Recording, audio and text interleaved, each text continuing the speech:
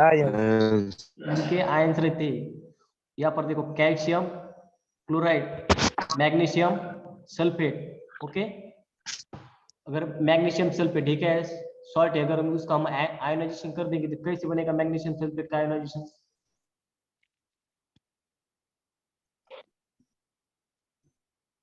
Magnesium sulphate का ionisation कैसे होगा? Mg2 plus SO4 2 negative. Okay, उसी तरह कैल्शियम क्लोराइड के भी आयोनाइजेशन हो जाता है CaCl2, कैल्शियम प्लस और Cl2 negative. Okay, Cl2 negative. Okay okay sir. देखो द हेवी वाटर, अब देखो हेवी वाटर और हार्ड वाटर हेवी वाटर और hard water different different concept है, इन दोनों में मत हो जाओ। हेवी वाटर किसे कहते हैं हम?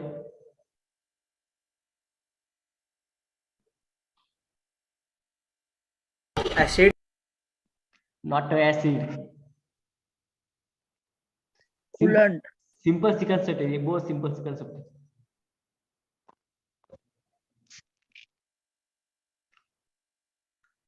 ड्यूटेरेटेड वाटर पता है सभी को? H2O2। ड्यूटेरेटेड वाटर पता है? ड्यूटेरेटेड हाइड्रोजन का आइसोटोप पता है? हाइड्रोजन का आइसोटोप,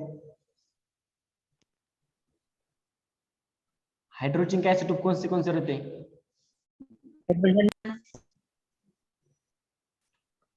कौन से रहते हैं हाइड्रोजन के आइसोटोप्स?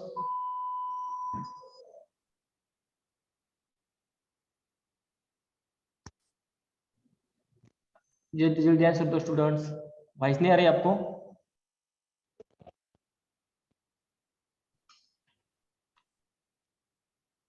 कौन से आइसोटोप रहते हैं हाइड्रोजन के?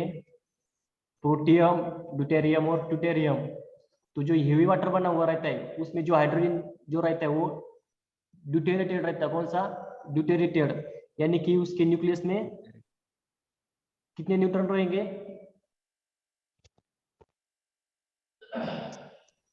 2।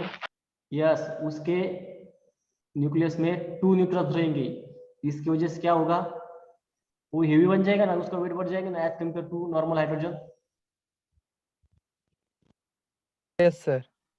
तो उसको क्या कहते हैं? The heavy water is the type of moderator B. Yes, moderator. Moderator का मीनिंग?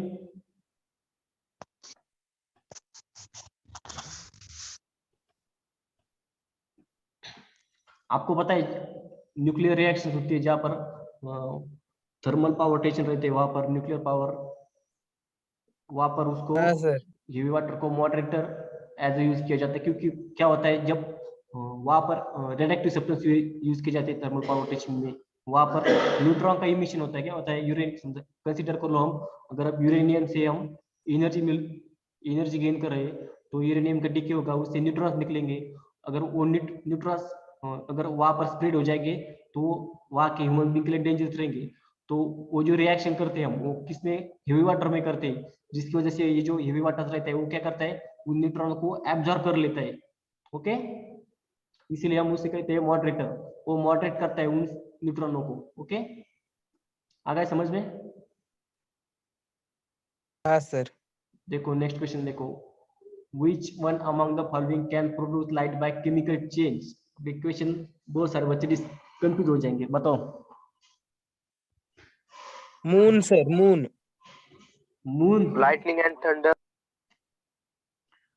मून आएगा? कौन बोल रहा है मून? उसका एक्सप्लेनेशन दो मुझे, साइंस एक्सप्लेनेशन मांगता है, एक्सप्लेन दो, प्रूफ दो मुझे कुछ।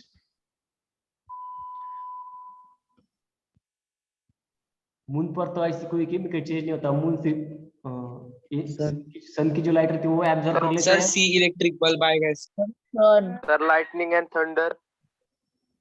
लाइटनिंग एंड मैं इसका आंसर बता देता हूँ आपको, सर ऑप्शन ऑप्शन डी आएगा इसका आंसर, लाइटनिंग एंड थंडर आएगा इसका आंसर। ओके, तो फिर हम एक क्वेश्चन के बारे में डिस्कस करते हैं। सन के पास रिएक्शंस होती है कुछ?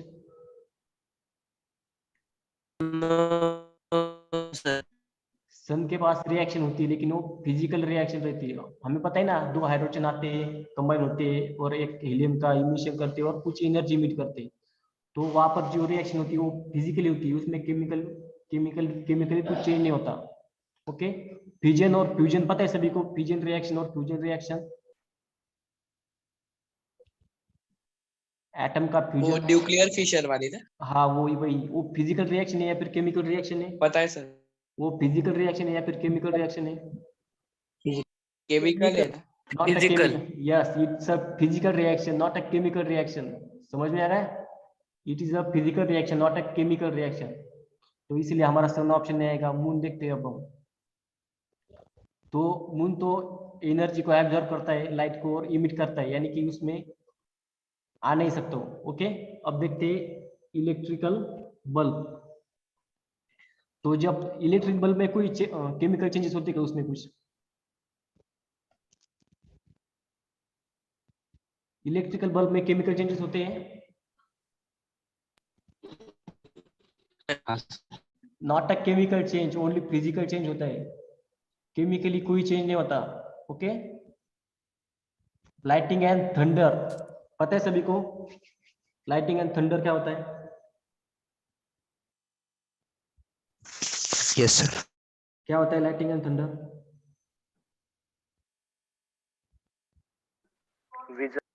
यस, विजा। वादळ तर त्या विजा चमकता तेच लाइटिंग राहत. हा येस येस, 30 लाइटिंग आणि 30 थंडर. तर तिथं फिजिकल आणि काय चेंज होतं तिथं फिजिकली? तिथं जे इन्व्हायरमेंटल ऑक्सिजन असतो ना, O2, त्याचं डिसोसिएशन होतं आणि काय फॉर्म होतं? ओझोन तयार होतो ना. O2 चं डिसोसिएशन होतं आणि ओझोन फॉर्म होतो, म्हणजे तिथं केमिकल रिएक्शन होतात. ओके, O2 प्लस O आणि ओझोनचं फॉर्मेशन होतं. त्याचबरोबर नायट्रोजनचं पण डिसोसिएशन होतं आणि N2 पासून NO3 बनतो. ओके, समजलं? देखो नेक्स्ट क्वेश्चन देखो. Which of the following is also known by the name of liquid gold? बताओ जल्दी इसका आंसर. लिक्विड गोल्ड किसे कहते हो? Aqua regia not aqua regia, not aqua regia, liquid gold पूछा है मैंने. नॉट अ पायराइन. As compared to gold, petroleum petrol. yes, platinum not a platinum. Petroleum को कहते हैं. पेट्रोलियम यहाँ पर हमें लिक्विड पूछा है, लिक्विड, तो प्लेटिनियम कैसे आएगा? फिर क्या आएगा इसका आंसर? पेट्रोलियम. और हम एक्वेरेजिया, जिसमें क्या होता है? गोल्ड और सिल्वर. एक्वेरेजिया किसका मिक्सचर होता है? सिल्वर और गोल्ड का. सर वो HCl और यस, सिल्वर HNO3 का मिक्सचर होता है ना, nitric acid and hydrochloric acid. उसे हम royal water In a ratio of 3:1. उसे हम अम्लराज कहते हैं, ऐसे कुछ कहते हैं ना, अम्लराज. तो इसका आंसर ए आएगा, पेट्रोलियम. यहाँ पर देखो लिक्विड पूछा है, यानी कि प्लेटिनियम और पायराइन के कुछ सवाल नहीं उठता. ओके, देखो next question. Which among the following are the most important raw materials for the manufacturing of soup? Fats and protein vegetable and potash Vegetable oil. Option D sir, option D. Acid की fats कोई and potash हमें salt लगता है और fats लगते हैं. Option B yes, option B is absolutely correct. Fats and potash लगता है हमें. आपको पता है सूप में कौन से सॉल्ट यूज की जाती है? पोटैश भी रहता है, उसके साथ कौन सा रहता है? सोडियम सोडियम रहता है. सोडियम के जो सूप रहते हैं वो हम किसके लिए यूज करते हैं? हम वो स्किन केयर के लिए यूज करते हैं. सोडियम के जो सूप बने रहते हैं वो स्किन को वॉश करने के लिए यूज करते हैं. और जो पोटैश के सूप बने रहते हैं वो हम क्लोथ या फिर क्लोथ को क्लीन करने के लिए यूज करते हैं, पोटैश के. ओके, नेक्स्ट क्वेश्चन देखो. The cloth made of polyester after the cleaning are easily and quickly dried because, किसकी वजह से? ऑप्शन बी क्या आएगा इसका answer? Option B. Yes, option B. Very small amount of water is actually absorbed by the polyester. Okay, वो बहुत कम amount में water को एब्जॉर्ब कर लेते हैं, इसकी वजह से वो जल्दी ड्राई हो जाते हैं.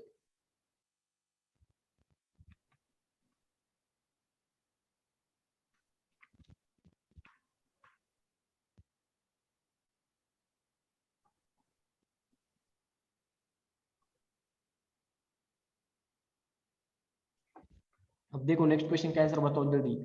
इन heavy vehicles diesel is use as a fuel because, क्यों हम पेट्रोल से ज्यादा डीजल को प्रायोरिटी देते हैं? Option A. Option A. और कुछ? Option C sir, option C. Option B. Option B. Not option B. It is less costly. Diesel की प्राइस कम रहती है as compare to petrols. Yes sir. कम Yes. रहती है, लेकिन जो डीजल इंजन रहती है उसकी प्राइस ज्यादा रहती है as compare to petrol engine. रहती कि नहीं रहती? जो डीजल इंजन रहते हैं उसकी कॉस्ट ज्यादा रहती है as compare to petrol.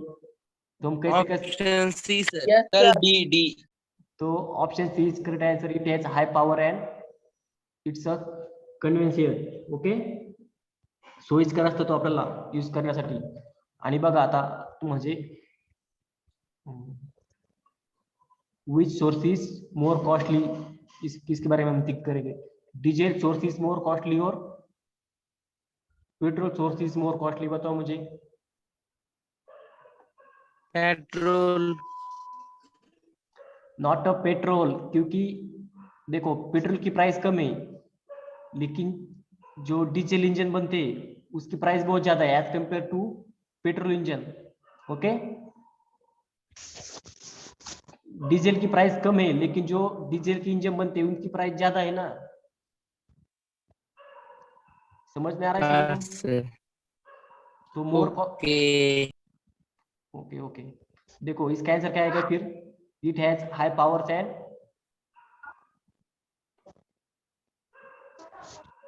it has high power and convenient. Okay, Convenient. okay, convenient. देखो नेक्स्ट क्वेश्चन देखो. the molecular formula of compound whose empirical formula is CH2O and molecular weight is 60.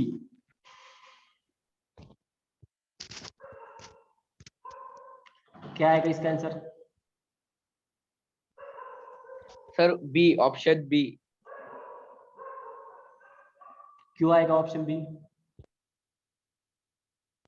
Sir उसका molecular weight 60 आ रहा है. उसका molecular weight 60 आ रहा है. Okay. और कोई रीजन? देखो हम पहले ऑप्शन ए का मॉलिक्यूलर वेट कैलकुलेट करते हैं. ऑप्शन ए का मॉलिक्यूलर वेट कितना आएगा? 44. 44. 44 आएगा. ऑप्शन बी का? 44 रहेगा सर. यस 44. ऑप्शन बी का? 60. 60. ऑप्शन सी का? 60. Option C? 32. 32.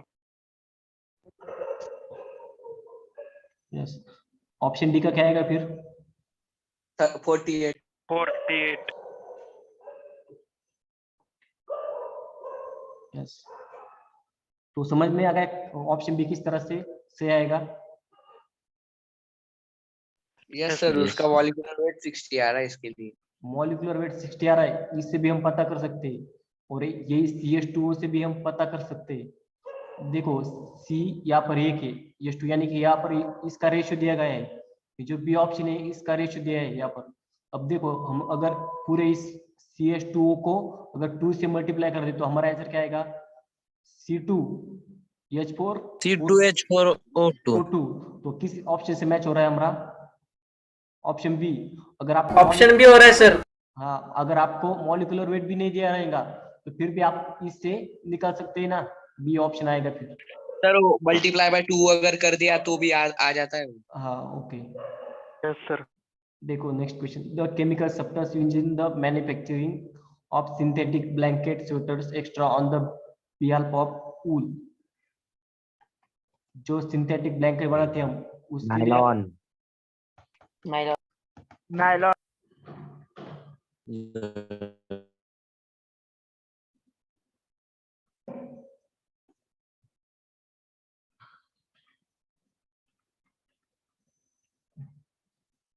नायलॉन के नहीं बनाते हम ज्यादातर करके बैकेलाइट से बनाते हैं। किससे? बैकेलाइट। सभी को वॉइस आ रही कि नहीं आ रही? Yes, sir. बैकेलाइट हम बैकेलाइट से बनाते हैं। बैकेलाइट को हम रीयूज नहीं कर सकते, जिस तरह से हम पॉलीथीन को रीयूज कर सकते हैं, उसको मोल्ड कर सकते हैं और फिर उससे लिक्विड बना सकते हैं और फिर और कोई कंपाउंड बना सकते हैं। लेकिन बैकेलाइट एक बार बन गया तो फिर उसको हम मोल्ड नहीं कर सकते। ओके, देखो नेक्स्ट क्वेश्चन देखो, the chemical substance using the car engine to prevent it from knocking is. इसका आंसर मैंने आपको बहुत बार क्वेश्चन रिपीट हुआ है, सभी को आना चाहिए इसका answer. Ethyl alcohol. Ethyl alcohol कैसे आएगा? मैंने बताया था आपको, anti knocking agent. Option D, white petrol. Tetrahead. Anti knocking agent बताया था मैंने। एंटी नॉकिंग एजेंट कौन सा रहता है? कौन सा आएगा? Yes, option C, Option C. Tetraethyl आएगा। क्या? लीड टेट्राइथिल। नॉकिंग एजेंट पता है सभी को क्या होते हैं?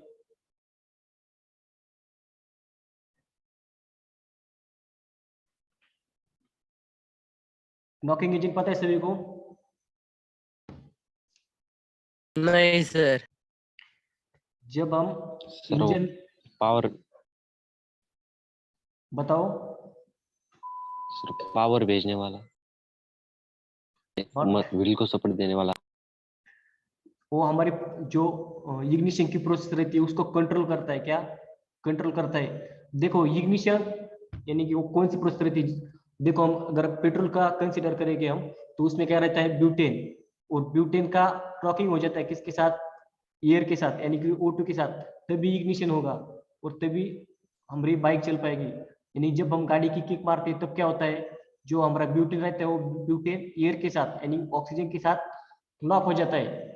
इसकी वजह से वहां पर एनर्जी क्रिएट हो जाती है और वहां से वो साइकिल शुरू हो जाती है। लेकिन उस साइकिल को कंट्रोल करने के लिए वहां पर नॉकिंग एजेंट डाला जाता है, क्योंकि उस अगर वो ज्यादा अमाउंट में नॉकिंग हो गई तो ज्यादा एनर्जी मिलेगी, उससे ज्यादा हिट हमारा इंजन ज्यादा हिट होगा। इसीलिए हम वहां पर एंटी नॉकिंग एजेंट डाल देते हैं, जो कि है लीड टेट्राइथिल। ओके, तो हमारा सेशन का टाइम भी हो गया आज का। चलो अब देखो, कल से हम बायो का स्टार्ट करेंगे। Okay, okay sir. अब ओके सर। हमारे क्या 30-30 क्वेश्चन बचे। अब देखो यहाँ पर हमें हमारे सिर्फ 30 to 40 क्वेश्चन बचे केमिस्ट्री के, और मैं आपको नोट्स भेज दूंगा इसके, आप रीड कर देने का। और जो 30 क्वेश्चन बचे उसी में आपको संडे को उस पर आपकी टेस्ट रहेगी। जो 30 क्वेश्चन बचे लेने वाले उसको आप रीड कर लेने का।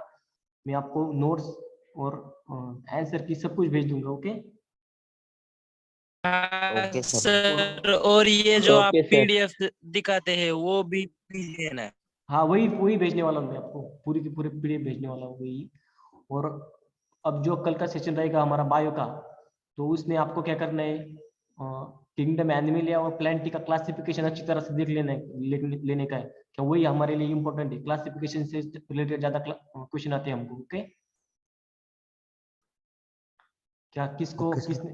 किसने हैंड रेज किया? किसी को कोई पूछना है? किसी को कोई पूछना होगा तो पूछ सकते हो। सर क्लासिफिकेशन ऑफ एनिमल शिकवणार काय? सुरुवातीला मी तुमचं क्लासिफिकेशन ऑफ एनिमिलिया आणि प्लॅन्टी हे दोन्ही घेणार, नंतर आपण त्याच्यानंतर क्वेश्चन सुरू करू. मागच्या वेळेस काय झालं, पोरांचं म्हणजे बेसिकच माहित नव्हतं, त्यामुळे पोरं म्हणजे अंडरस्टँडिंगच होत नव्हतं मुलांना.